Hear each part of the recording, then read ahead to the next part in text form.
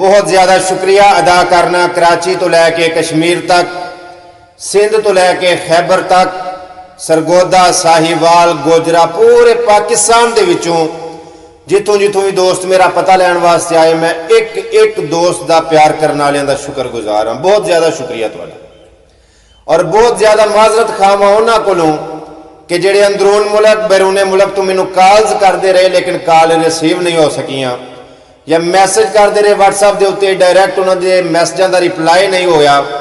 بہت زیادہ معذرت اور بہت بہت بہت شکریہ تواڈے پیار دا، تواڈی محبت دا۔ تسی واقف ہو میری عادت تو کہ میں شعر و شاعری چھڑ چھڑی ہے، لیکن اچانک لفظ اتر دے گئے، میرے شعر مکمل ہوندے گئے۔ میں سوچا تواڈی خدمت پیش کر دینا، تے پہلا شعر ہے کہ میں کل تک رونق محفلاں دی، اج سجنا کان پھٹی کھاں۔ میں سا کل تک رونق محفلاں دی، اج سجنا کان پھٹی کھاں۔ جیڑے شہر دے وچ اے حال ہویا ہے، اسے شہر دا میں وسنیک ہاں، تے جیڑی پرخ کریں دی سجنا دی، میں او منصف لیک ہاں۔ لوکی نمبر بنان لئی حال پہ پوچھ دینے، میں بھی آنا خیر ٹھیک ہاں۔ چلو شکر ہے سجن تے دشمن دی، ویلے نالی ونڈ ہو گئی ہے، لتھے مینے مگرو خلقت دے، ہولی فکر دی پانڈ ہو گئی ہے۔ تے جان چھڑا کے مطلبیاں توں، سینے وچ ٹھنڈ ہو گئی ہے، بڑا راضیاں مگروں لا کے تے کیڑی کابیوں کنڈ ہو گئی ہے۔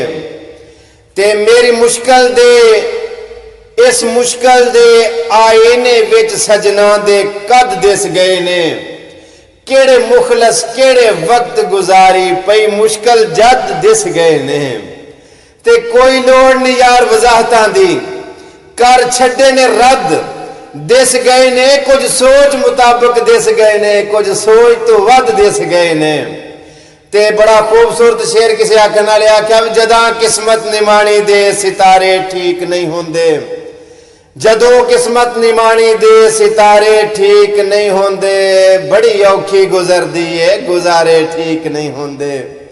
غریبی وچ پتہ لگدا ہے سجن کھوٹے دے کھریاں دا، مقدر ٹھیک ہوون تے نتارے ٹھیک نہیں ہوندے۔ چھڑا کے انگلی بچپن ویچے پیو میرے نے آکھیا سی، تو تور اپنے قدماں تے سہارے ٹھیک نہیں ہوندے۔ تے غربت دی یار مسیح دے وچ دکھاں جدن امام بنایا، پھر صبر دے یار مسلے تے ہر لگدا یار ازمایا۔